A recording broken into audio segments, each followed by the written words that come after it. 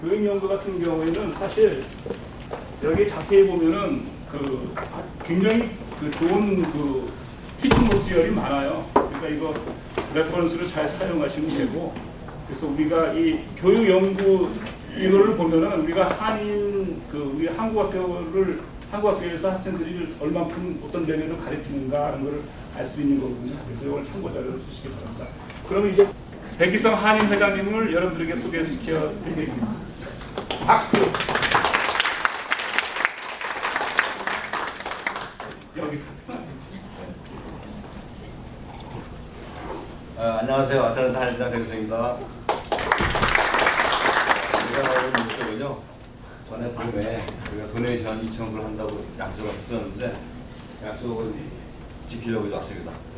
그리고 이 시간에 이렇게 초청을 허락해 주셔서 감사하고요.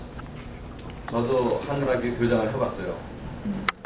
가장 나쁜 점이 뭐가 있냐면 교회 한글학교거든요. 그 한글학교를 내가 한 2년 교장하다가 폐쇄시켜버렸어요. 왜 교회 한글학교는 잘 안 되는가에 대해서 말씀을 드리는 거죠. 교회와 학생과 교회와 문제에 있어서 교회 인원이 감소하기 때문에 학생들한테 제 시간에 이런 아젠다를 제시를 못해요. 숙제를 안 해오면은 거기에 대해서 어떠한 얘기를 해줘야 되는데 안 해와도 답을 보면 동그라미 이렇게 해요. 내가 하는 얘기가 왜 이게 틀린 거 맞게 해줬어요? 선생님한테 그러니까 곤란하잖아요. 그죠? 그럼 우리가 어떻게 하냐면요. 교육이 안 되고 있다는 걸 말씀드리는 거죠. 차라리 그 예산 가지고 애들 한국학교 가고 싶은 학생들한테 한글 학교도 보내면은 거기는 규칙이잖아요. 그죠? 숙제 안 오면 제재를 하고 승진을 안 시키고 하는 게 있기 때문에 그래서 1년 예산을 가지고 한글 학교가 지원해 줬어요. 한글 학교 가고 싶은 학생들한테. 그래서 그 교회를 한글 학교를 폐쇄했는데 어떡하지 제가 그 기회를 또 떠났어요. 이제요. 떠나니까 또 들고 보니 또 잘 생겼더라고 또 이렇게요. 그거에 대해서는 제가 뭐라고 하지 못하는데 여러분들 진짜 우리가 2세 교육에 대해서 여러분들 존경스럽게 제가 생각합니다. 이 먼 곳에서 또 오셨으니까 그때 제가 뭐라 해야 되면요. 안녕히 잘 귀경길에 잘 가시라고 했는데 오늘도 교통사고 나지 마시고 무사히 집에 잘 가길 바라겠습니다. 감사합니다.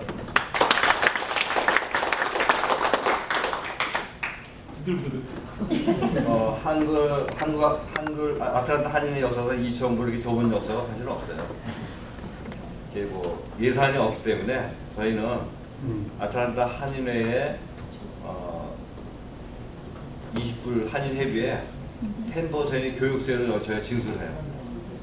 그러니까 저희가 현재 한 5만 불 정도의 예산을 했는데 5,000불 정도는 앞으로 그 교육세를 우리가 지출을 해야 되는 명목이 되게 생기죠. 2,000불 냈으니까 약간 더 남았습니다. 기대해 주시면 감사하겠습니다.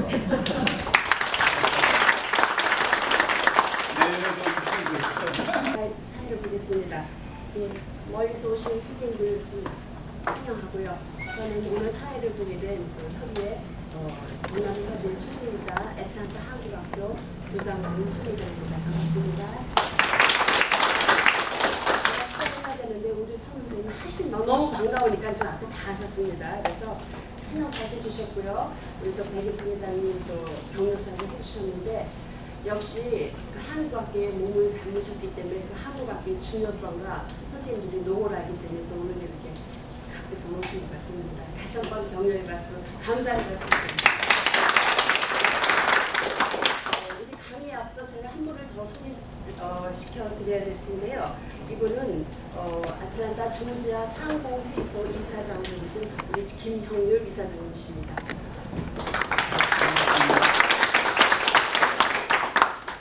네, 조지아 상공회의소 이사장님께서 갑자기 오셨나 조금 의아해하실 수도 있는데요.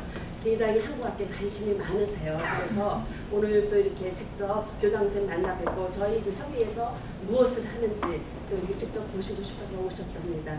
여러분들 좋은 모습 보여드리고요. 또 우리 내년 아틀란타를 위해서 많은 힘이 되어주시라고 믿습니다. 감사합니다. 예, 한 말씀 해주십시오. 여러분 반갑습니다. 저는 돈이 많이 나오죠.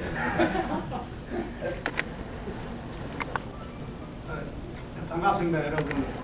저는 조지아 아틀란타 상동회의소 이사장 김용일입니다. 여러분들 뵈니까 저 두 가지 생각이 납니다. 갑자기 저 어려서 교장 선생님 분들 보면 대부분 그 남자분들이 교장 선생님이었거든요. 그 항상 유형이 있으시고 그림자도 밟지 않고 지나가는 그런 하라고 그런 생각이 들고요. 그 다음에 커서 제가 이제 이렇게 어른이 돼서 보니까는 또 한 가지가 한국 사회에서 가장 그 개그맨들이 웃기기 힘든 분들이 한국 학교가 아니고 합격 교장 선생님이라고 그렇게 얘기를 하시더라고. 그래서 항상 그 포커페이스에 이렇게 웃지 않고 그런 분들이 대부분 교장 선생님인데 여기 오늘 분위기를 보시니까 반전입니다. 첫 번째는 대부분이 여자분들이 교장 선생님이시고 두 번째는 다들 이렇게 오픈 마인드로 다들 이렇게 웃으시고 이런 분위기가 너무 좋습니다. 이런 것이 옛날 그 시대하고 우리 현 시대하고 어떤 그런 변화된 모습이 아닌가 그런 생각이 듭니다. 저는 뭐 교장 선생님 뭐 어떤 전문가는 아니고 특별히 여기에 계신 분 관계자가 뭐 좀 도와달라고 해서 게스트로 참석을 했습니다. 제가 참석하는 것은 뭐 제가 손 발이 아직 멀쩡하고 또 뭐 다른 재정적으로도 뭐 필요하시면은 그렇게 융자를 해서라도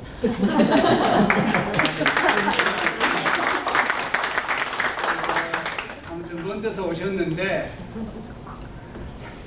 아틀란타가 그 시골을 저는 시골 출신입니다만 그 읍내 그런 어떤 느낌이 나지 않습니까? 그래서 오셔가지고 뭐 사우나도 가시고 시장도 보시고 또 구경도 가시고 이렇게 해서 좋은 추억 많이 남겨가시기 바랍니다. 아무튼 좋은 시간 되십시오. 반갑습니다, 여러분.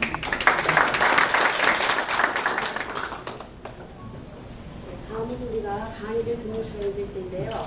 그 강의 앞서 하인혁 교수님을 다시 한번 바꿔서 소개해 드리겠습니다. 하인혁 교수님은 지금 현재 웨스턴 캐롤라이나 유니버시티의 경제학과 교수이시고요.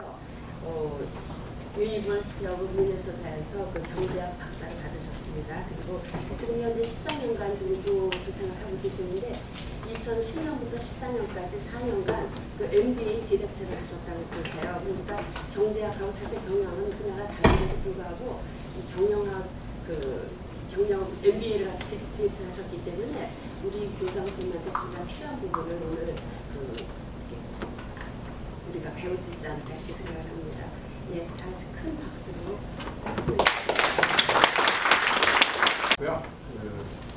여기서 2시간 반 정도 북쪽으로 스모키 마운틴 내셔널 파크라고 가보셨을 텐데 그 근처에 살고 있습니다.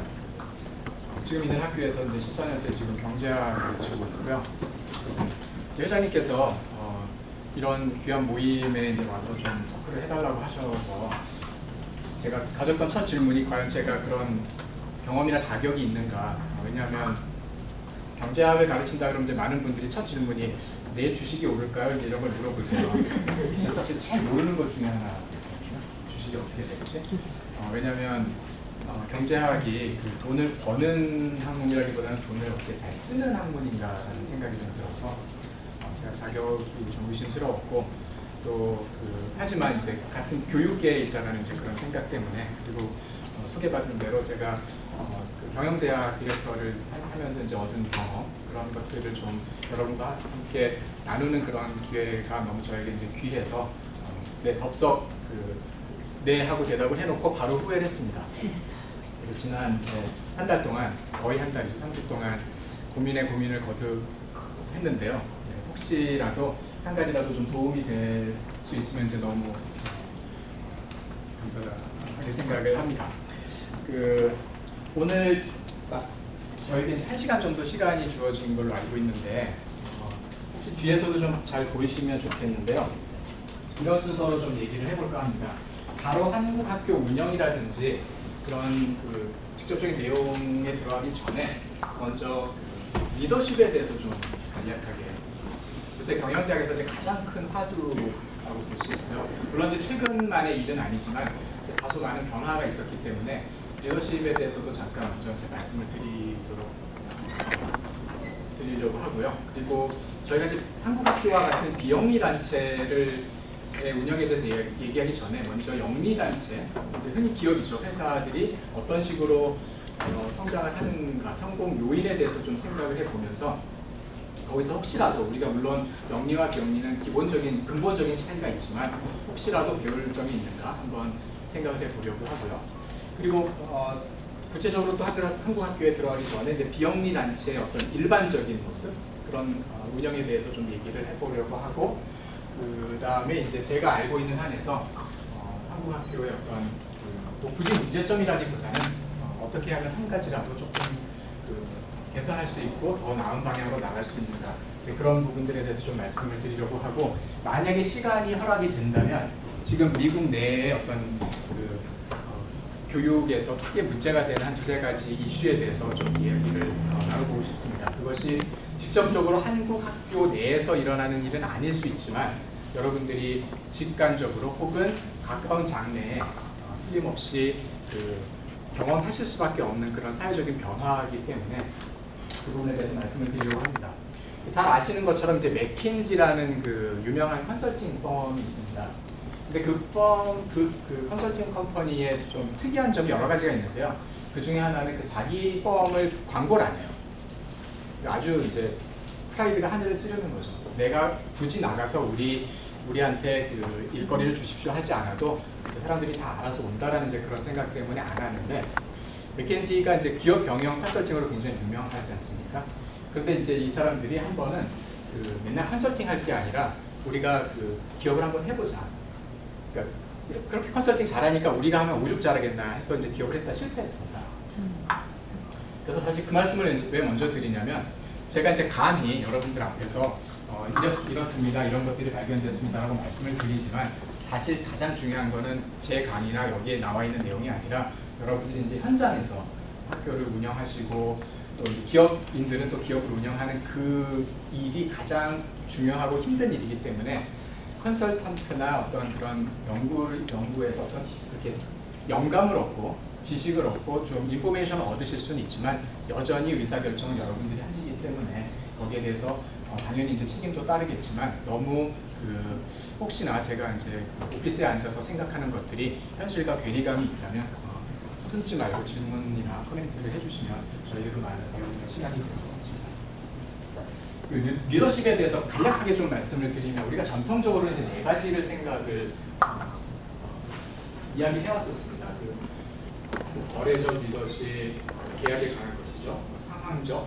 어떤 경우에는 이제 리더가 굉장히 이렇게 자상한 리더가 좋으냐, 아니면 스포츠팀 경기할 때 보면 막 윽박 지르고 뭐 막 그러잖아요. 그런 리더가 더 좋으냐를 얘기할 때 그런 상황에서는 또 그런 리더십이 또 더 맞다 이제 이런 주장도 하고요. 이제 한국 기업에서 많이 쓰는 방식이죠. 이제 어떤 하이어라키를 만드는 것보다는 팀 단위로 구성을 해서 그리고 이제 80대 20 이런 이론들도 배우셨을 텐데 어떤 조직이든 간에 실제로 일하는 사람들은 20%가 80%의 일을 해내더라. 그래서 어떤 큰 조직을 만들기보다는 조그만 팀으로 만들어서 일을 분담해서 할 때 훨씬 더 효과적이더라. 이제 그런 것들이 다 여기서 이제 나온 이야기들이고요. 이제 변혁적 리더십, 스티브 잡스 같은 사람이 이제 가장 좋은 예가 될 텐데 그런 것들에 대해서 이제 많은 연구들을 했습니다. 굉장히 전통적인 방식입니다. 하지만 최근 주목을 받는 리더십을 좀 요약을 해보면요. 이 중에서도 가장 소위 말하는 뜨는 이야기 중에 하나가 이제 어텐틱 리더십, 우리말로는 진성 리더십 이렇게 번역을 하는데 사실 잘 모르겠습니다. 이 말이 얼마나 와닿는지. 이제 어텐틱 리더십인데 이게 뭐냐면 이제 정말 내가 실제로 이렇게 직접 보이면서 같이 공감하는 이제 그런 리더십입니다. 그래서 좀 흥미있게도 어텐틱 리더십의 입장에서 보면 여성분들이 남성분들보다 훨씬 더 좋은 리더십을 많이 하세요. 지금 현재 미국 많은 기업에서도 또 한국 기업에서도 이제 그런 일들이 일어나고 있거든요. 그것이 이제 굉장히 관계 중심적인 그런 어떻게 보면 좀 여성성을 많이 이제 활용할 수 있는 그런 리더십에 굉장히 사람들이 많은 관심을 갖고 있고요. 좀 비슷한 이야기이긴 하지만 이제 공감 리더십, 엠퍼테릭 리더십, 같이 인플로이어와 인플로이 그리고 슈퍼바이저와 서보디네이시 이렇게 같은 문제를 이렇게 공감하는, 그러니까 명령 지시, 하달, 복종 이런 게 아니고 같이 공감해서 그 일하는 사람들도 리더가 내 입장을 지금 충분히 이해하고 있구나, 내가 굉장히 가치 있는 그런 사람이구나 하는 것을 느끼게 하는 것이죠. 그랬을 경우에 훨씬 더 자발적으로 일을 잘 할 수 있다. 물론 어떻게 보면 이제 너무나 당연한 이야기처럼 들리실 수 있겠지만 실제로 최근 얼마 전까지만 해도 이런 리더십이 과연 그 관계를 좋게는 하는데 실제로 기업이 성과를 내는데 더 도움이 되는가에 대해서는 굉장히 큰 의문이 있었습니다. 하지만 이제 많은 연구들을 통해서, 사례들을 통해서 실제로 그렇다 하는 것이 이제 많이 드러나고 있습니다. 그리고 이제 깨어있는 리더십, 공명 리더십, 이 공명 이제 공명심이라는 뜻이 아니라 이제 마찬가지로 그 조직의 일원들이 이제 그런 느낌을 갖게 하는. 그래서 결과적으로는 이 많은 것들을 그 이름은 좀 다르고 약간씩 차이점들은 있지만 결과적으로는 그 기업이라 하면 이제 이윤 추구가 가장 이제 기본적인 그 성향이라고 봤을 때 실제로 그것이 변한 것은 아니지만 그것을 이루어가는 과정이 성과주의가 아니라 관계를 중심으로 그것을 이렇게 어프리시에이트 했을 때 실제로 그 조직의 구성원들이 훨씬 더 자발적이고 동기부여가 돼서 궁극적으로는 더 성과가 좋아지더라, 효과적이더라, 이제 이런 그 연구들이 많이 진행이 되고 있고요. 물론 아직은 분야에 따라서 또 상황에 따라서 모든 면에서 다 진성 리더십을 적용할 수 있지는 않지만 실제로 이제 이런 추세라고 이제 말씀을 드릴 수가 있겠습니다. 우선 말씀드린 것처럼 영리 기업에 대해서 그리고 제가 혹시 그 말씀드리는 중에 간략한 질문이라든지 그런 것 있으면 손을 들어주시면 제가 질문을 받도록 하겠습니다.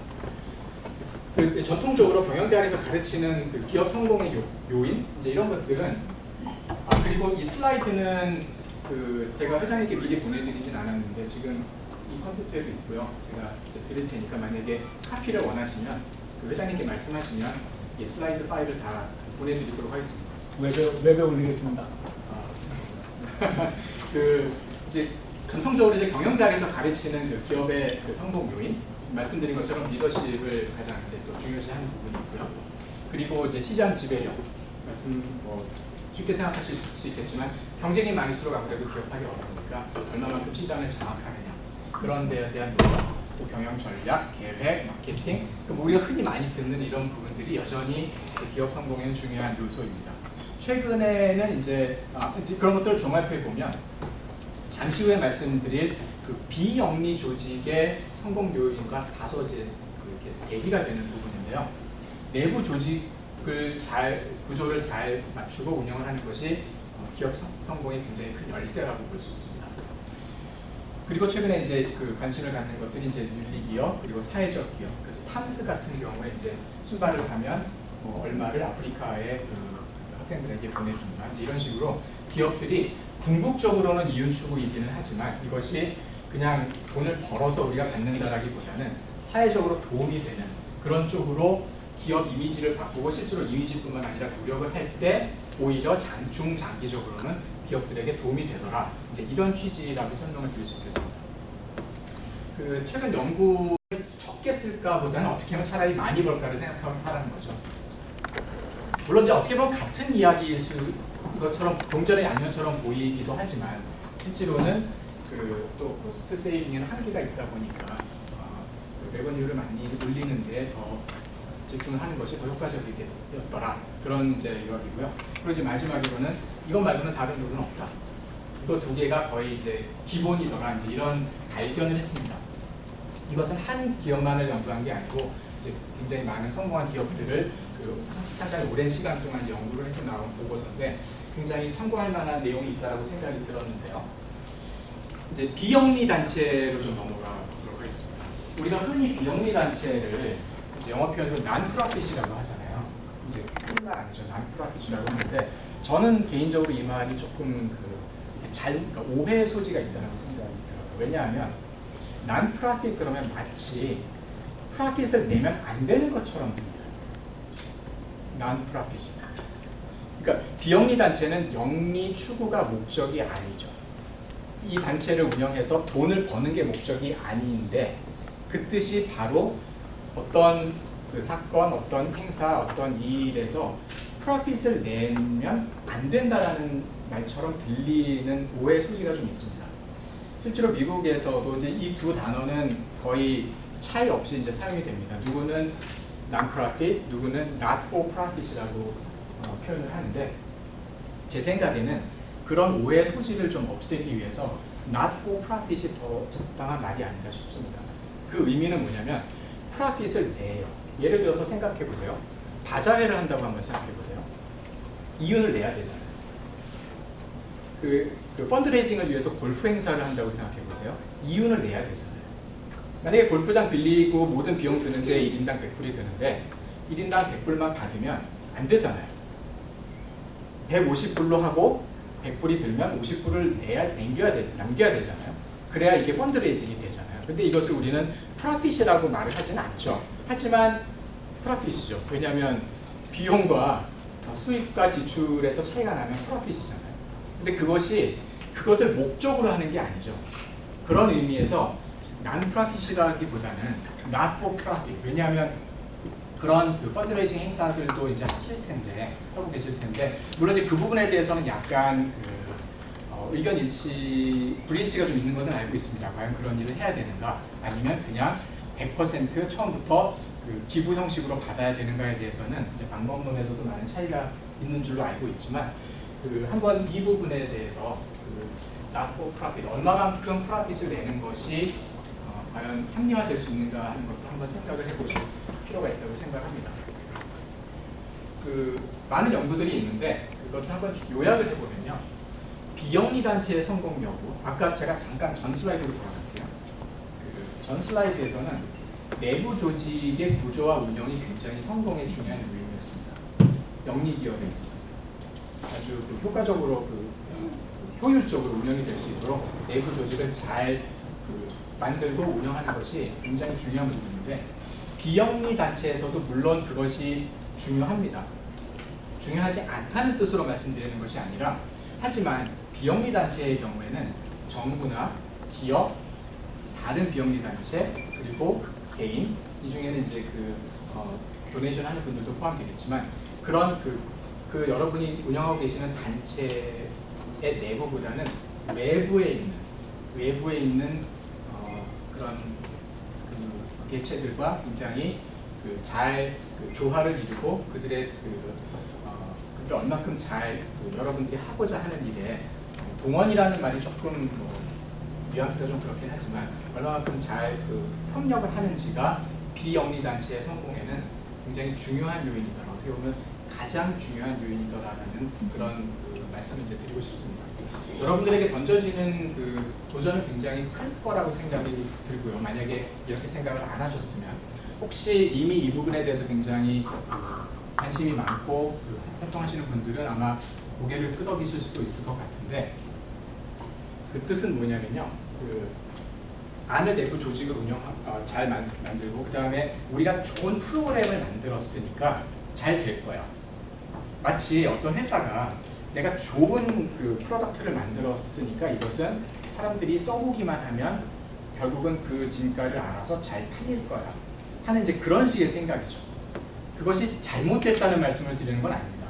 하지만 그것보다 조금 더 효율적으로, 효과적으로 조직을 운영하기 위해서는 여러분 내에 있는 리소스도 중요하지만 여러분을 둘러싸고 있는 정부, 기업, 기업이라는 말에 제가 다시 좀 돌아가려고 하는데요. 그리고 다른 비영리 단체, 어떤 경우에는 한국학교, 한글학교 혹은 다른 기관과 이렇게 좀 경쟁 관계에 있는 직업들도 있습니다. 그래서 그런 부분들, 만약 그런 경험을 지금 하고 계시다면 과연 다른 비영리 단체, 이 경우에는 이제 다른 주변의 한글학교나 한국학교가 될 텐데, 그들과 같이 연합하는 것이, 그러니까 이런 전체 연합의 차원이 아니라 그 지역에서 연합하는 것이 과연 우리에게 도움이 될까? 경쟁에서 오히려 이겨야 되는 것이 아닐까? 이제 그런 생각들을, 그런 경험들을 하셨을 수도 있는데, 일단 이 연구에 따르면 대답은 그렇다. 이제 이런 부분에 대해서 조금 더 말씀을 나누도록 하겠습니다. 기부문화연구소라는 곳에서 이제 아주 잘 정리를 해놓은 것을 제가 이제 발견을 하고 또 많은 부분 동의를 하기 때문에 이것을 좀 소개시켜 드리려고 합니다.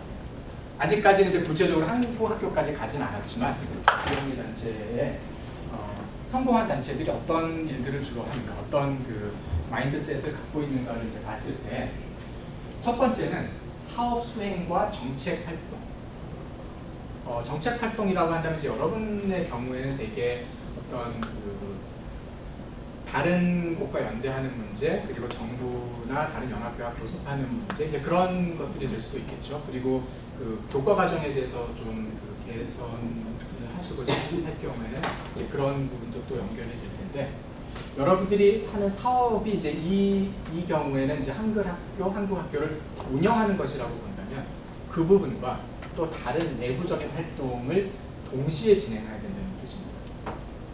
너무나 당연한 얘기 아닌가? 사실 뭐 앞으로 보여드릴 모든 게 너무나 당연한 얘기일 수 있는데요. 그러니까 많은 경우에 그 우선 내 안의 프로그램, 내 내부 구조 여기에 우선 집중하고 그 다음에 다른 부분들은 우리가 자리를 잡은 이후에 해보자. 이런 식으로 비영리 단체를 운영하는 경우에 상당히 어려움이 많았다는 것이죠.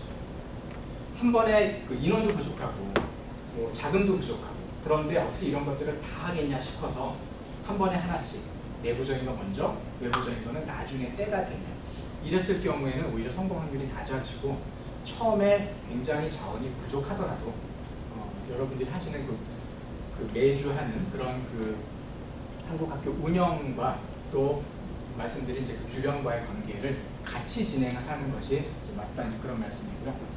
두 번째는 이제 시장이 움직이게 하라는 뜻입니다. 시장이 움직이게 하라. 이제 흔히 시장 그리고 기업 그러면 이제 굉장히 이제 이기주의적인 그런 모습들을 띠고 있고 또 그 운영을 위해서는 지금 이제 많은 경우에 그 선생님들도 사실 그 회의도 그렇게 많이 들으시지 못하고 어떻게 보면 좀 자원봉사라든지 또 이것은 중요한 일이 아니야. 중요한 일이죠 실제로. 그래서 그런 어떤 애국심 그런 것을 이제 많이 호소를 해서 이렇게 운영을 하는 경우가 이제 많은데 그것에는 이제 어떻게 보면 한계가 있을 수 있기 때문에 그 기업들의 이제 이윤 추구가 기본 어떤 철학이다라고 봤을 때 그런 그 기업들을 포함한 시장이 어떻게 그 같이 움직이게 하는가 이 중요한 일을 다시 말하면 기업은 우리의 적도 아니고요. 그렇다고 물론 우리의 그 어떤 정체성이 바뀌는 것도 아니죠. 이 일을 얼마만큼 효과적으로 할 수 있느냐 그런 데에 그 우리가 스스로 섬이 되지는 말아야 하는. 그래서 이제 그 말씀드린 것처럼 기업 내에서도 그런 윤리 기업이라든지 사회적 기업이 이제 굉장히 큰 단순히 화두가 아니라 그런 식으로 그 기업을 운영하는 것이 기업 이윤 추구에 더 도움이 된다라는 인식들을 하고 있기 때문에 기업과 단순히 이제 뭐 지원금을 조금 받는, 도네이션을 조금 받고 광고비를 받는 그 수준을 넘어서 어떻게 그 지역 사회에 있는 기업과 그 같이 일을 하면서 기업도 나름 사회적으로 도움이 되는 일을 하고 그것이 여러분들의 그 하는 일에 또 재정에 이제 크게 도움이 될 수 있는 직접적으로 그런 식으로 이제 기업과 같이 활동을 하는 그런 부분들이 또 중요하다는 지적을 드리고 싶고요. 그리고 이제 많은 경우에 이제 그 로페이라든지 또 그 발런티어로 이제 운영이 되는 경우가 많은데 필요합니다. 당연히 그렇죠. 그런데 그 더 중요한 것은 그분들의 어떤 시간이나 혹은 그 기부금뿐만 아니라 중요한 것은 그 사람들이 스스로 중요한 일을 하고 있다라는 생각을 갖게 해서 이 그 학교를 알리는 어떤 그 학교의 우선 지지자가 되고 학교를 알리는 그 영어로는 좀 애드보케이시라고 하잖아요. 나가서 한국 학교에 대해서 여러분들 대신에 그 학교를 더 알려주고 좋은 이야기를 해주는 그런 일을 하는 그런 그분들을 단순히 몇 시간 나와서 봉사하고 아니면 뭐 얼마만큼 돈을 받고 이 차원을 넘어서 그분들을 여러분의 사람으로 만들어야겠다는 뜻입니다. 열성적인 지지자로 만들어. 물론 이제 어떻게에 대해서는 우리가 조금 더 시간을 가지고 토의를 해야 될 텐데요. 그런 면이 이제 굉장히 이런 것을 성공적으로 하는 비영리 단체들이 이제 굉장히 좋은 성과를 내고 있다는 말씀을 드리고 싶고요. 그리고 이제 이 부분이 조금 그 어려움이 될 수도 있는 부분이긴 하지만 사실 이 협의회 같은 부분 일이 굉장히 이제 좋은 모델이라고 생각을 하는데 비영리 단체와 이제 연대를 하라는 것이죠. 자원은 어차피 희소합니다. 아무리 큰 한국 학교, 아무리 큰 협의회라 하더라도 항상 어디를 가서 얘기를 해봐도 우리는 돈이 남아돌아. 우리는 일할 사람이 너무 많아 하는 데는 아무도 없습니다. 그런 데는 정말 없어요. 아무 데도 없어요. 항상 모자랍니다. 물론 이제 우리가 상대적으로 생각해 볼 수 있습니다. 우리는 15명밖에 없는데 저쪽은 50명이야. 그러면 50명 있는 분들하고 얘기를 해보면 그쪽은 모든 게 넉넉한가요? 그렇지 않습니다. 항상 다 모자라거든요. 그래서 항상 서로 같이 연대하려고 하고 어떻게 하면 그것이 이제 윈윈이 될지를 생각을 하는 그런 노력들을 하고 있기 때문에 그런 노력을 이제 특별히 더 경주하는 것이 그리고 이제 영합을 통해서 또 그런 정보를 교환하고 그 규모의 경제를 활용하는 것이 이제 좀 중요하다는 생각이 들고요. 그리고 이제 이 말은 어떻게 보면 너무나 당연한 이야기가 될 수 있겠지만 우선 여러분 자신, 내가 가진 재능, 그러니까 여러분들이 교장 선생님 혹은 교감 선생님 또 학교의 운영을 책임지고 있는 분들 입장에서 내가 갖고 있는 것 그리고 한 사람이 다 할 수 없잖아요. 이제 잠시 후에 팀을 어떻게 운영하는 것이 이제 굉장히 중요한지 그런 것에 대해서 다시 한번 말씀을 드리려고는 하는데 일단 또 리더로서는 내 것을 충분 활용하되 항상 이제 그 오픈 마인드도 되고 계속해서 배우는 사실 교육이라는 것이 그렇지 않습니까? 어린 학생들도 그렇고 나이가 많으신 분들도 그렇지만 우리가 교육계에 있는 이상 항상 나는 죽을 때까지 배운다는 그래서 또 여러분들이 여기 이렇게 모이셨다라고 생각이 드는데 그런 태도를 견지하는 것이 이제 굉장히 중요하고요. 또 한 가지 이제 리더십을 공유하라는 뜻입니다. 아마 굉장히 힘드실 것 같아요. 거의 뭐 혼자 다 해야 되는 그런 상황에 처해신 분들이 굉장히 많잖아요. 그런데 그게 이제 굉장히 맞는 말이기도 하고 또 사실이기도 한데 또 어떤 경우에는 내가 갖고 있는 권리와 책임이 다 있는데 그것을 이렇게 나누는 델리게이트하는 일에 우리가 굉장히 인색한 경우도 사실 있습니다. 그 구체적인 예가 이제 이사회 조직 같은 경우인데요. 제가 한 가지 이제 실례를 좀 드려보려고 하는데 여러분 아마 각급 한국 학교 차원에서 이사회를 만든다라든지 이런 부분들에 대해서 이제 많이 주저하실 수도 있을 것 같다고 생각이 들어요. 제가 이제 2010년에 저희 학교에 이제 MBA를 맡게 됐는데 저희 학교에서 이제 MBA가 40년 역사를 갖고 있었는데 좀 이렇게 약간 지지부진했었어요. 그래서 그때 이제 보드 오브 디렉터를 이제 구성을 하게 됐죠. 근데 저는 뭐 보시다시피 이제 그러니까 저희 동네 입장에서 외국인이 로컬에 와서 그런 경영 계약의 어드바이저리 보드를 만드는 일이 사실 쉽지 않아요. 교수를 하고는 있지만 로컬에 있는 아는 사람들이 없기 때문에. 그래서 이제 한 사람을 이제 섭외를 했습니다. 그 동네에서 고등학교도 나왔고 또 딴 데서 많은 기업 활동을 하다가 이제 다시 돌아온 교수가 있었는데 그분의 도움을 통해서 어드바이저리 보드를 이제 만들게 됐습니다. 그 이사회 같은 경우에는 이제 어떤 기금을 요구한 것이 아니고 실제로 저희가 교과 과정을 변경하는 문제라든지 또 회사 기업들이 과연 필요로 하는 그런 경영대학에서 가르쳐야 되는 내용이 어떤 것들인지 이제 이런 것들을 구체적으로 알기 위해서 그런 보드를 만들어서 운영을 하게 됐는데 실질적으로 저는 너무나 많은 도움을 얻게 됐었습니다. 그분들에게. 그런데 그 일이 굉장히 번거로운 일입니다. 왜냐하면 아니면 혼자 하면 되는데 정기적으로 다 그러니까 섭외해야죠.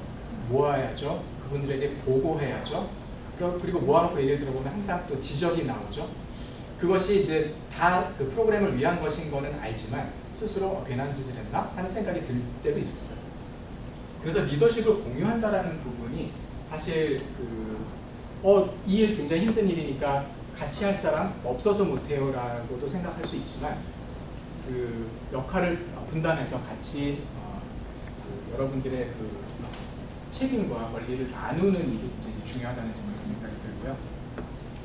또 이 연구에서도 그런 리더십을 공유하는 그런 비영리 단체들이 굉장히 성공적이었다는 이런 발견을 했습니다. 한국 학교에 대해서 이제 얘기하기 전에 잠깐만 한국에서 이해하고 있는 여러분들이 다 이미 너무 잘 아시는 내용일지도 모른다는 생각이 좀 들긴 했는데 제가 이제 처음에 회장님이 연락을 받고 이제 직접 여쭤보진 않고 가졌던 질문이 한국 학교인가 한글 학교인가였어요. 혹시 알고 계시는지 모르겠는데 한국에는 또 3개의 정부 부서가 다른 식으로 지원을 하고 있습니다. 그러니까 중앙에 컨트롤 타워가 없어요. 그 해외 동포나 외국인에 대한 한글 교육, 한국 학교육에 대해서 한 채널이 하나가 아닙니다. 한국 정부. 보시는 것처럼 그 외교부와 교육부와 문체부가 문화체육관광부가 이제 각각 3부서에서 관심들이 다 다른데요. 이것은 한국식 분류입니다. 그 차이점을 좀 이따 말씀드릴게요. 일단 외교부에서 쓰는 용어는 한글 학교입니다. 여러분들이 사실 해당이 돼요. 조금 의아하게 생각하실 분도 있을지 모르고 줄여서 문체부라고 하는 곳에서는 외국인을 대상으로 세종학교라는 것을 운영을 하고 있습니다. 이름은 세종학당이라고 하고 이전에는 세종학당재단, 한국문화원 이런 식으로 양분이 되어 있는데 이것이 통합이 돼서 세종학당으로 운영이 되는데 한글 학교의 주체들은 이제 우리들입니다. 재외 동포들이 설립한 비정규 학교. 주로 이제 주말에 한글을 가르치는 학교들을 지칭합니다. 그것이 외교부 산하라고 볼 수는 없겠지만 외교부에서 관심이 있는 부분이고요. 중간에 교육부에서 관심이 있는 부분은 정부에서 승인을 한 한국 학교입니다. 미국에는 없습니다. 이 한국 학교는 주로 일본, 중국, 베트남 등 아시아 등지에서 교육부에서 설립을 하고요. 커리큘럼도 다 거기서 관리하죠. 교사도 파견을 합니다. 그래서 한국 학교를 운영을 합니다. 한글 학교 같은 경우는 이제 주로 동포재단을 통해서 한글 학교 지원받고 영상을 통해서도 이제 물론 정부 지원을 받죠. 그리고 뒤에서 혹시 잘 보실지 모르겠는데 한국국제교류재단이라는 곳을 통해서 이제 해외 대학에 또 한국어나 한국학을 지원을 하고 있고요. 그리고 한국국제협력단이라는 것을 통해서 필요한 경우에 재원이 되는 경우에 한국어 교원을 이제 파견을 하는데 굉장히 이제 중간에 비하면 조금 미미하고요.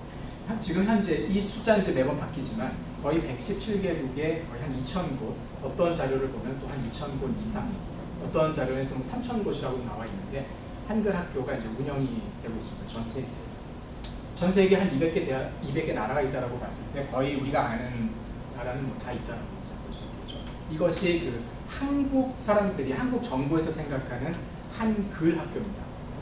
한국 학교는 한국어 능력 시험을 관장을 하고요. 그리고 한국학중앙연구원을 통해서 이제 개건 교수도 파견을 하고 교재도 배포를 하고 하는데 실제로 최근 통계에 이제 15개국의 32곳에서 한국 학교를 이제 운영을 합니다. 그리고 이제 세종학교라는 것이 외국인을 대상으로 문체부에서 시작을 했는데 외국인들이 요새 이제 한류 때문에 굉장히 한국어를 배우는 데 관심이 많잖아요.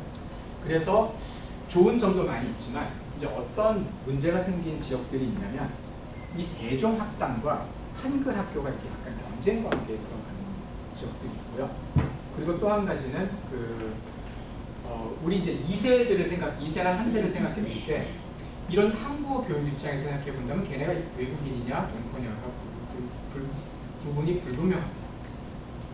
꼭 뭐 노란 머리, 노란 눈, 파란 눈이어야만 외국인이고 아니면 2세, 3세, 4세는 뭐 엄마나 뭐 할머니가 누군가가 한국인이었기 때문에 그런 분인가 이런 어떤 핏줄의 근거를 둔 것보다는 실제로 한국어를 잘 모른다는 차원에서는 외국인과 동포 자녀들의 구분이 좀 모호할 때가 많거든요. 그런 이유 때문에도 이 세종학교와 이 한글 학교는 이제 어떤 경우에는 이제 경쟁 관계가 있기도 한데 말씀드린 것처럼 미국에서는 한국 학교가 없습니다. 이 기준으로 봤을 때 미국에서는 한글 학교를 하는데 2000년대에 들어서면서 우리가 단순히 한국어만 가르치는 것이 능사가 아니겠다. 한국학에 대한 이제 관심들이 좀 늘어났습니다. 그래서 이제 어떤 규모가 있는 한국 학교를 보면 주말 한국 학교지만 한글 배우는 것 말고 뭐 부채춤을 가르친다든지 태권도를 가르친다든지 아니면 강의를 열어서 한국의 역사를 가르친다든지 그래서 한글뿐만 아니라 한국학을 가르치는 이제 그런 한글 학교들이 생기는 거죠. 그런데 이제 미국에서는 사실 아까 제가 선생님들 소개하실 때도 스스로를 이제 한국 학교로 소개하시는 분도 있고 어떤 분은 한글 학교로 소개하시는 분도 있었는데 제가 좀 주의 깊게 봤는데요. 사실 미국에서는 똑같습니다. 둘 다. 왜냐하면 이런 의미의 교육부 주관의 한국 학교가 없기 때문에 그래서 이제 어떻게 보면 추세는 이제 한국 학교죠. 그리고 지금 이 낙스가 이제 1981년도에 그 연합회를 만들면서 그때 공식 명칭을 이제 한국 학교로 만들었기 때문에 실제로 그 한국 학교로 이제 운영이 되는데요.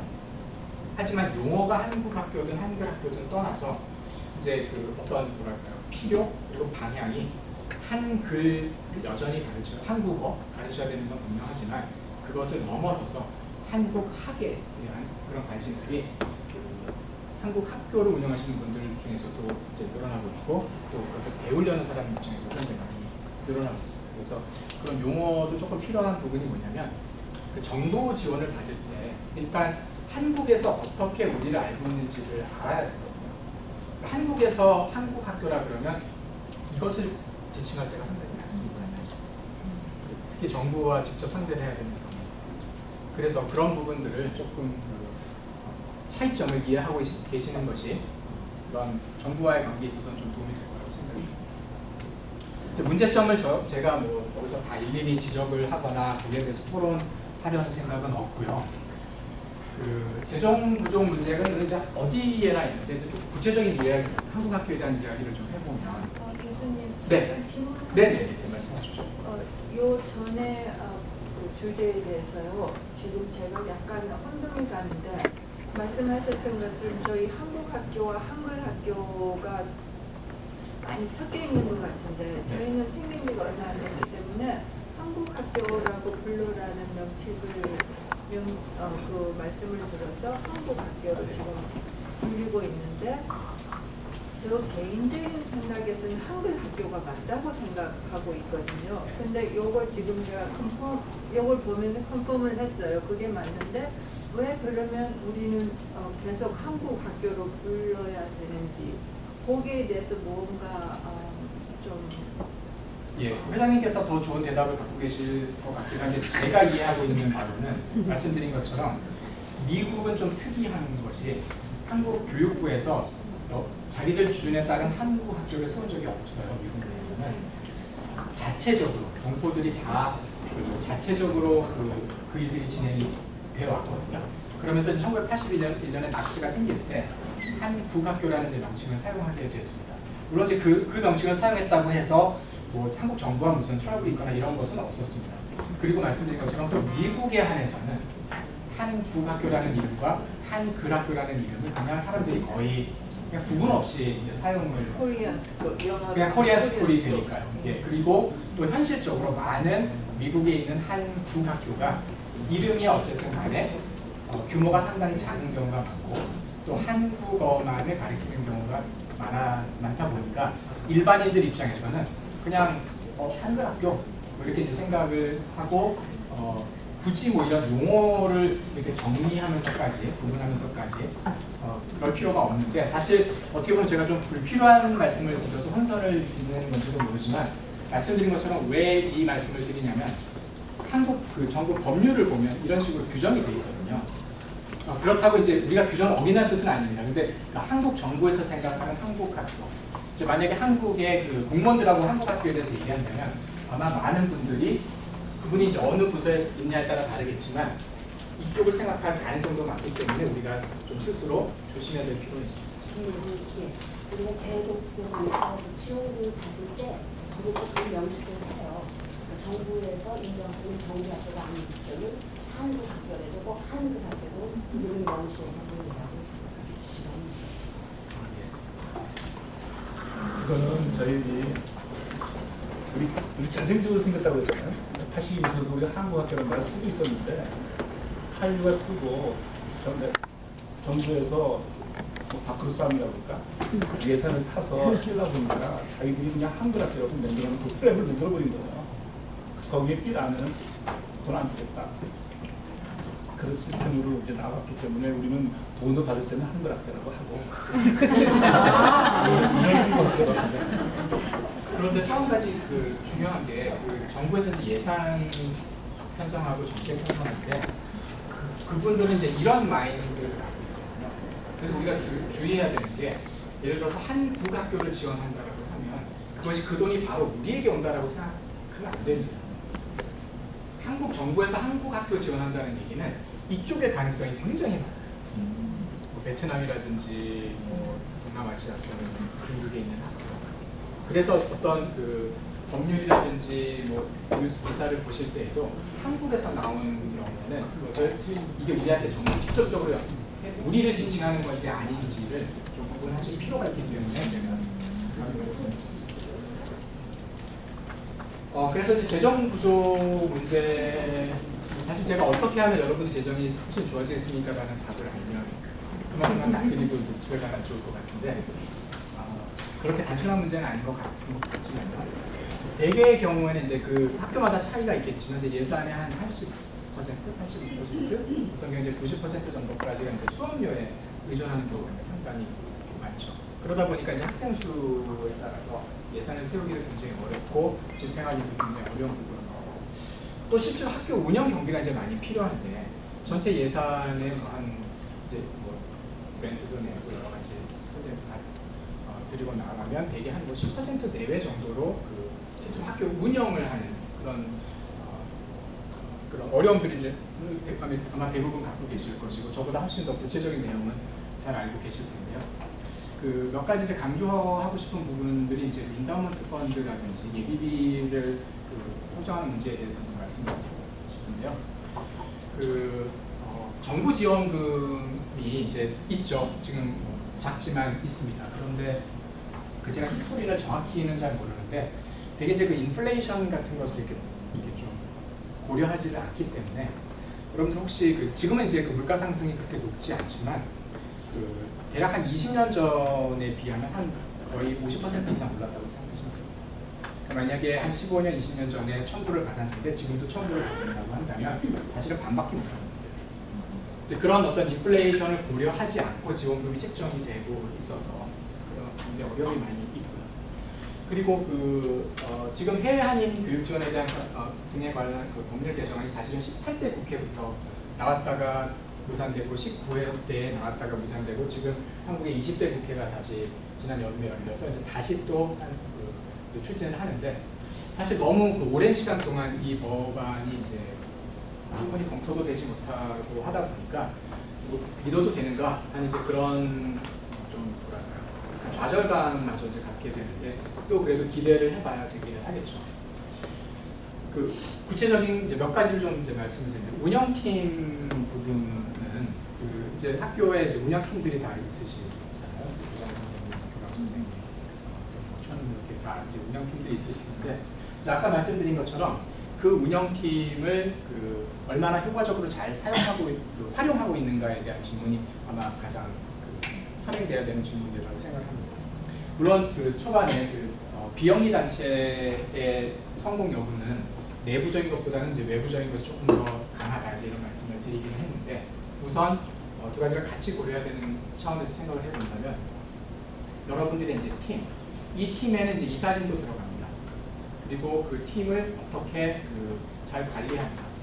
사실 제가 처음에 말씀드린 그 내용에 이제 동의를 하신다면 교장 선생님들 입장에서는 어떻게 보면 학교 안에 살림보다는 학교 밖으로 뛰어다녀셔야 되는 시간이 더 많을지도 모르겠습니다.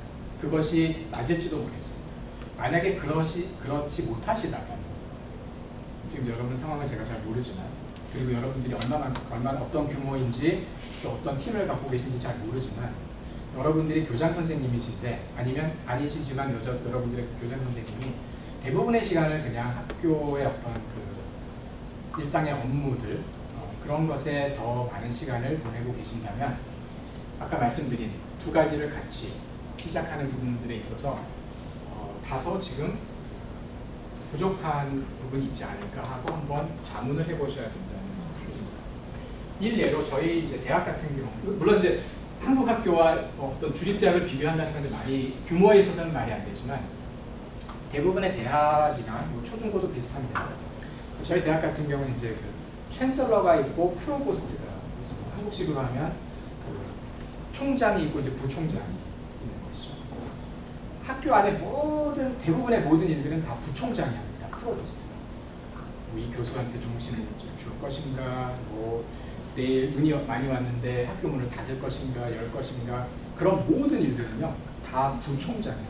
프로보스트가. 총장은 맨날 돌아다녀요. 저는 이제 노스캐롤라이나에 사니까 랄리가 주도인데 거기 가서 의원들 만나고 다른 총장들하고 의논하고. 그런데 만약에 그런 총장을 그 학교 안에, 총장은 학교 대표고 학교 안에다가만 불러내면 그런 일을 할 사람이 없는 거죠. 그래서 여러분들이 한번 이렇게 자가 진단해 보시면 좋을 것 같아요. 물론 자원은 부족합니다. 사람도 부족하고. 하지만 여러분들이 만약에 교장 선생님이시면 내가 이제 100을 일할 때 몇 시간을 일하시는지 제가 잘 모르지만 내가 일하는 게 100일 때 얼마만큼의 시간이 그 학교 운영과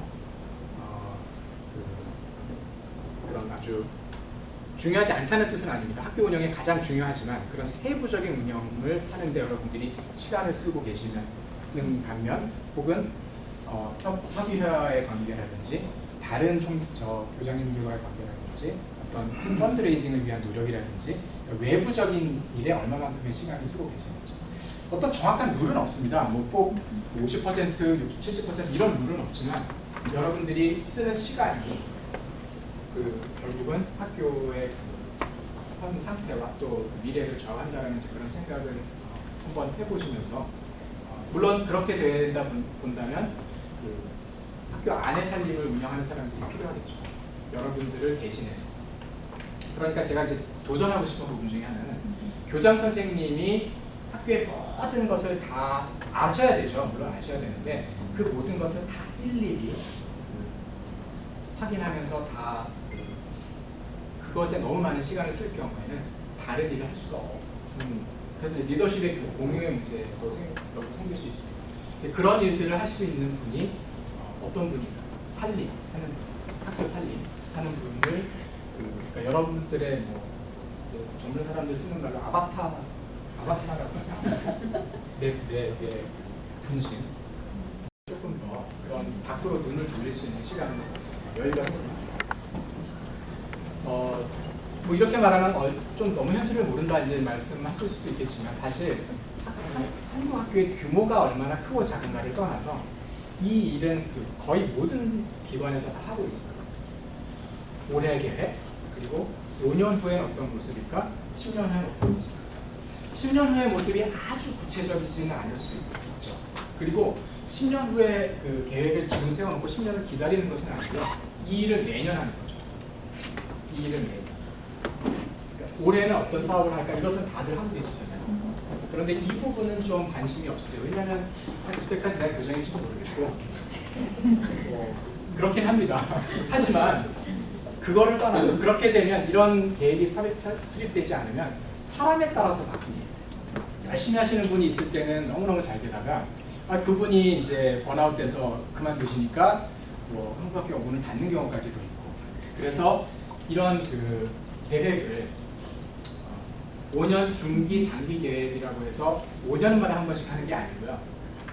단기, 중기, 장기 계획을 매년 검토하는 것이죠. 그렇다고 10년 후 계획을 매년 바꾸라는 뜻은 아니고 10년 후 계획을 지금 세웠는데 5년 후 계획을 세웠는데 내년이 됐을 때 그 계획이 여전히 얼마만큼 현실성이 있는지 또 우리랑 맞는지를 검토해서 필요한 부분만 바꾸는 거죠. 그래서 그런 어떠한 그 단기 계획뿐만 아니라 1년씩 사는 것이 아니라 눈앞에 닥친 일을 계속 해나가지만 중장기 계획에 대해서도 팀이 만약에 구성이 되어 있다면 그런 일을 같이 할 수 있을 것 같고요. 이제 계속 제가 반복되는 내용이 이제 이사회 구성인데요. 현실적으로 이제 굉장히 어려움도 많이 있습니다. 그리고 또 그 이사들로 이제 초청을 하게 됐을 경우에 돈 내라는 거냐 이제 이런 생각을 먼저 가지시는 분들도 있는데 그게 이제 왜 그러냐면 근데 실제로 또 반대도 많이 있어요. 제 개인적인 경험으로도 그 경제적으로 상당히 여유가 있으신 분들이 의외로 있으세요. 많으세요. 지역에 따라서. 그분들은 뭔가 이렇게 좀 보람된 일을 하고 싶어 하세요. 그리고 실제로 많이 하고 계시고요. 중요한 것은 이 정도 지금 이 로컬에서 이 정도 지위가 있으시니까 한국 학교에 이 정도는 내셔야죠. 이런 게 아니고 한국 학교의 중요성, 취지 이런 것들을 그분들이 이해하셔야 되는 거죠. 아까 그 지지자를 만들라고 말씀드렸잖아요. 그분들을 설득을 시켜야 되는 거죠. 이게 왜 중요하고 당신이 여기에 뭐 재정적으로든 아니면 다른 리소스로 지원을 했을 때, 참여를 했을 때 왜 이게 보람된 일인지를 설명하는 거죠. 꼬리에 꼬리를 묻니다. 이 일을 교장 선생님들이 주로 하기 위해서는 교장 선생님들 시간이 좀 비어야 되거든요. 그래서 또 이것이 운영팀 구성과 연관이 되고요. 하지만 여기서 포인트는 뭐냐면 이제 이사회를 단순히 이제 돈 얼마씩 내는지 이런 명함 뒤에 한 줄 새기는 그런 것이 아니라 정말 여러분들이 가지고 있는 그런 비전에 공감할 수 있는 분들을 찾아내서 설득을 시키기 위해서는 또 자료가 필요하겠죠. 우리가 그럼 또 꼬리를 물죠. 5년, 10년에 우리가 이런 모습, 우리가 지금 이 정도의 규모가 있는데, 이 정도의 또 수요가 있는데, 우리가 이렇습니다. 해서 그런 계획이 이제 거기서 또 나오게 되면 그것을 보고 좋은 뜻에 동참할 분들이 이제 정말 많이 있을 거라고 생각합니다. 그것을 한 사람 한 사람을 찾아내는 것은 여러분들 몫이지만 단순히 굉장히 이제 제너러스 하신 분들조차도 이미 많은 일들을 하고 계시거든요. 그래서 그냥 누가 이렇게 뜬금없이 왔을 때에는 이 사람이 또 뭐 얼마 달라는 거구나 이렇게 생각하시는 분들도 상당히 많아요. 하지만 앉아서 정말 학교의 그런 노력과 방향에 대해서 이제 공감을 하시게 되면 그러면 지지자도 생기고 또 재정적으로도 이제 굉장히 도움이 되는 부분이고요.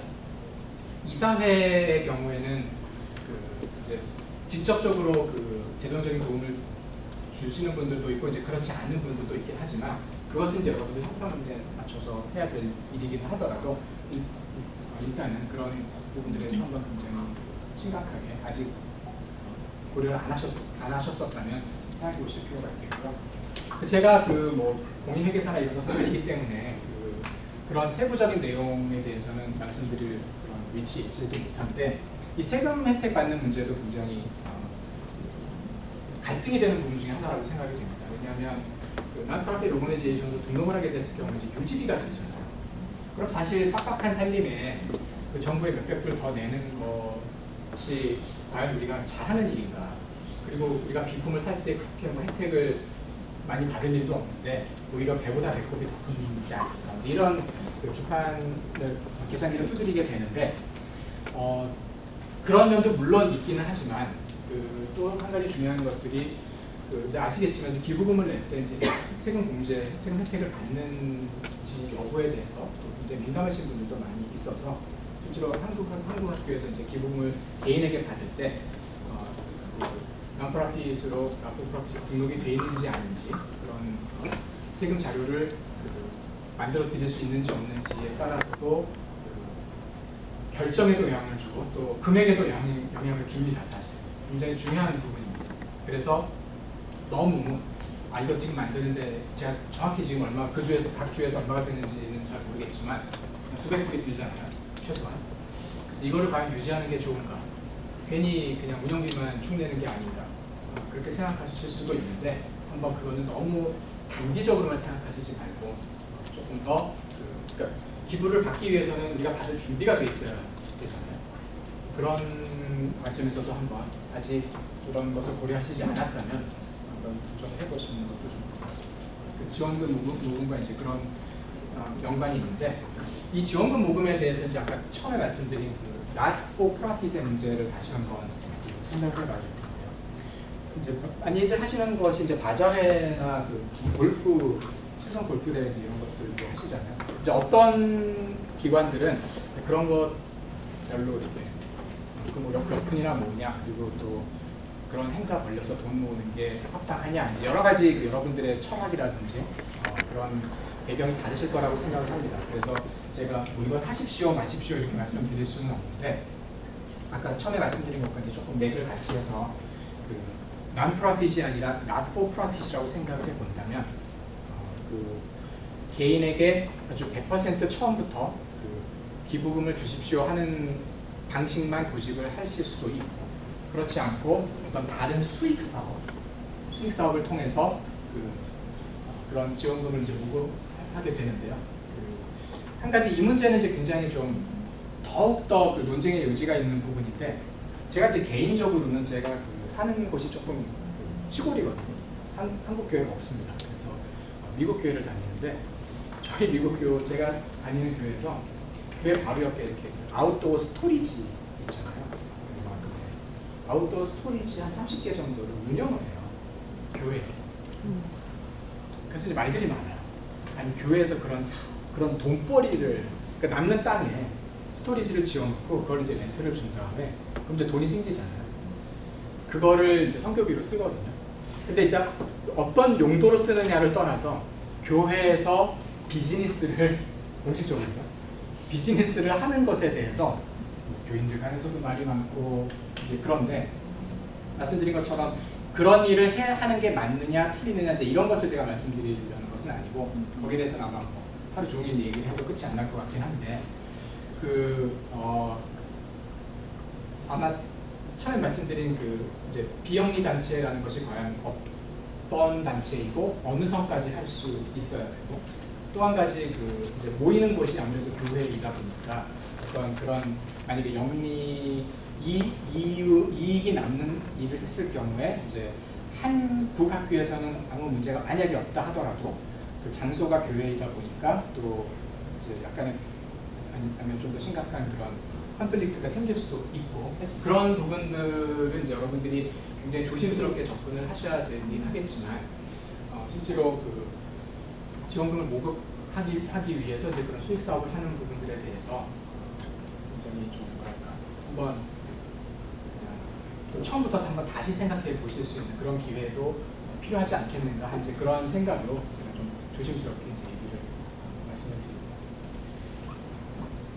그리고 인다운먼트 조성의 필요성에 대해서 이 얘기를 이제 되게 좀 웃으실까? 이제 그런 생각을 좀 했었어요. 아니 지금 매년 예산도 부족한데 무슨 기금 조성을 하라고? 이제 이런 근데 이 기금 조성이 뭐 물론 만약에 있다면 많을수록 좋겠지만 그러니까 왜 이것이 이제 중요하게 여기 아무리 1년 예산이 작다 하더라도 아무리 작은 만약에 5만 불인데 그 중에서 500불이라 하더라도 물론 그것도 굉장히 크죠. 예산이 작게 되면 그러니까 그 퍼센티지가 얼마였던지 간에 인다운먼트 펀드를 조성하는 데에 대해서는 굉장히 필요성도 많이 생기고요. 또 이것이 이제 어느 정도 조성이 됐을 경우에 이제 필요한 예비비 그리고 아까 말씀드린 정부의 지원금이 어떻게 될지를 사실 매년 바뀌는 것은 아니지만 거기에 대해서 너무 우리가 좀 취약해지고 또 등록 학생 수에 대해서 또 너무 매년 힘들어지는. 그래서 이것은 아까 말씀드린 이제 중장기 계획 수립과 굉장히 밀접한 연관이 있는데 금액의 규모를 떠나서 너무 첫 술부터 배부를 수는 없으니까 그런 인다운먼트 조성 필요성에 이제 아무리 강조해도 지나치지 않다라고 생각이 들고요. 아주 작은 금액이라 하더라도 계속해서 인다운먼트 펀드를 조성하는 그리고 또 한 가지는 이제 이런 것이 또 어떻게 활용이 될 수도 있냐면 글쎄요 또 여러분들이 또 홍보를 잘 하시는 경우에 어떤 이제 또 독지가가 이제 장학금이라든지 이제 이런 자기 이름을 걸고 스칼라십 펀드를 조성하는 경우도 생길 수 있고 그러니까 굉장히 펀드레이징에 대해서는 책도 수백 권이 나와 있을 정도로 방법도 다양하고 하지만 이제 중요한 것은 뭐냐면 단지 얼마 주십시오가 아니라 그분들이 직접적으로 혹은 간접적으로 참여를 하면서 보람을 느낄 수 있는 그런 취지에서 이제 인다운먼트 펀드를 생각해 보시는 것도 굉장히 도움이 될 거다 이런 생각이 들었습니다. 혹시 지금까지 질문이나 이제 그런 것들은 아마 제가 이렇게 쉽게 뭐 이렇게 하십시오 하는 것보다는 운영팀들과 이제 어떤 계획을 갖고 계신지가 먼저 중요할 것 같습니다. 그러면 아까 이제 지원금 내용 같은 것들 말씀을 하셨는데 예를 들어서 저희 같은 경우는 이제 자체 이사회가 있고 등록금으로 운영을 하고 있지만 이제 외부의 어떤 비즈니스 하시는 분이 전혀 관계 없는데 이렇게 해주신 경우에 제가 이제 저희 학교 자체로 이제 영수증을 발급을 해드리거든요. 근데 그 영수증이 세금 그분이 혜택을 받는 일에 유효한 건지. 그렇죠. 우리 우리가 아마 추측컨대 네. 속해 있는 교회가 비영리단체 등록이 되어 있으니까 거기서 세금 공제 혜택을 필요한 서류를 해주시는 거겠죠. 그렇게 해야 되는 거예요? 그렇죠. 그러면 그분은 이제 텍스 리턴 할때 그 부분을 디덕터를 줄일 수 있으니까. 예, 근데 그 도네이션이 교회 이름으로 들어가야만 그게 가능하지 한국 학교 이름으로 들어갈 경우에는 안 되지 않나요? 그 부분은 지금 한국 학교와 그 소속된 교회가 어떤 식으로 어카운트 부분을 해서 하는지 아니면 그냥 교회로 가는지. 그러니까 제동에서도 항상 그 부분 있잖아요. 그러니까 저희가 이것은 좋은 거 시작하신 분이 하시는데 정말 이건 권장사항이 아니고 거의 강제조항 사항이 될 정도 합니다. 그러니까 교회 산하인 한국 학교들이 어카운트를 새로 만드시고 거기에 대한 텍스 아이디도 넘블하게 다시 한번 그렇게 하시는 게 정상이에요. 그래서 교회 재정하고 완전히 세퍼레이트하게. 그래서 교회 지원을 받으시더라도 또 다른 단체에서 지원을 받는 것처럼 형식이 취해진다면 이제 독립적이 될 텐데 말씀드린 것처럼 좀 규모가 영세한 경우에 그것을 유지하는 비용이 들거든요. 몇백 불이기는 하더라도 비용이 들어서 그것조차도 아껴야 되는 상황이 대부분이다 보니까 거기에 대해서 많이들 주저하시는 거예요.